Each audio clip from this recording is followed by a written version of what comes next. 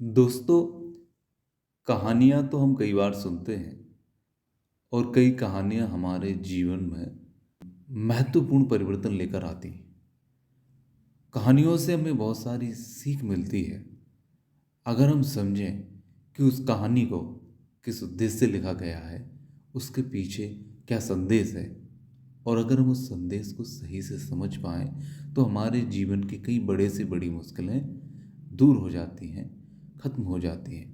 वास्तव में कहानियों को बनाने का उद्देश्य भी यही था, जिससे लोगों तक कुछ ऐसे संदेश पहुंचाए जाएं, जिनसे उनके जीवन में चलने वाले कई उपद्रव खत्म हो जाएं और वो अपने जीवन को सुख और शांति से बिता सकें। मैं आज एक ऐसी ही कहानी आप लोगों को सुनाने जा रहा हूँ। ये कहानी एक झगड़ालू किस्म की महिला की है, जिसका स्वभाव इतना तेज था कि वो अपने पड़ोसियों से, अपने परिवार से हमेशा किसी न किसी बात को लेकर झगड़ा करती रहती थी। यह झगड़ालू महिला एक बार एक संत के पास जाकर बोली, महाराज, मेरे घर में हमेशा कलह होती रहती है। मेरे पति मेरा सम्मान नहीं करते, उनसे मेरा रोज रोज झगड़ा होता है। मैं तंग आकर आपके पास आई हूँ, कोई उपाय बताएं। मैं शांत एवं प्रेमपूर्ण जीवन बिताना चाहती हूँ।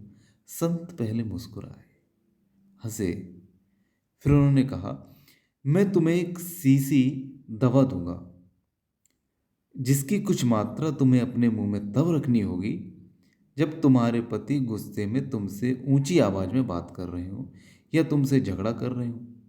पर तुम्हें 1 सप्ताह तक नियमित रूप से यह दवा लेनी पड़ेगी, तब जाकर कहीं तुम्हारे घर से झगड़ा दूर हो जाएगा। उस महिला ने वैसा ही किया। 1 सप्ताह के बाद वह महिला उस संत के पास आई और पूछा, हे महाराज, ये कौन सी जड़ी बूटी थी जिससे मेरे घर में इतनी खुशहाली और शांति का वातावरण हो गया? महाराज ने कहा, उस शीशी में सिर्फ पानी था, जिसे दवा समझकर तुमने मुंह में रखा और अपने पति को जवाब नहीं दिया। इसलिए हे देवी, याद रखो, यदि बोलना चांदी है तो चुप रहना सोना है। बहुत सी कलह, बड़े बड़े झगड़े, बड़ी बड़ी समस्याएं चुप रहने से ही टल जाती हैं। इसलिए जितना जरूरी हो उतनी ही बात करो, जितना आवश्यक है उतना ही बोलो। ज़्यादा बोलने से आवेश में आकर, गुस्से में आकर हम कुछ अनर्गल बातें भी कह जाते हैं। ऐसी बातें हमारे मुंह से निकल जाती हैं जो किसी बड़ी कलह का कारण बन जाती हैं। ऐसी सीख पाकर वह महिला धन्य हो गई।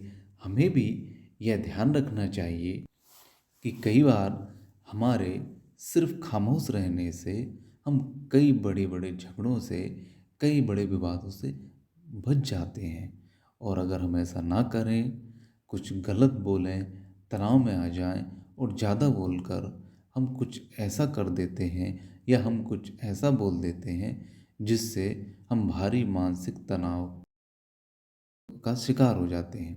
इसलिए ये कहानी हमें ये शिक्षा देती है कि यदि हम जितना आवश्यक है उतना ही बोलें और कम से कम बोलें, तो हम अनावश्यक तनाव, अनावश्यक झगड़ों से बच जाएंगे और हमारे जीवन में शांति रहेगी।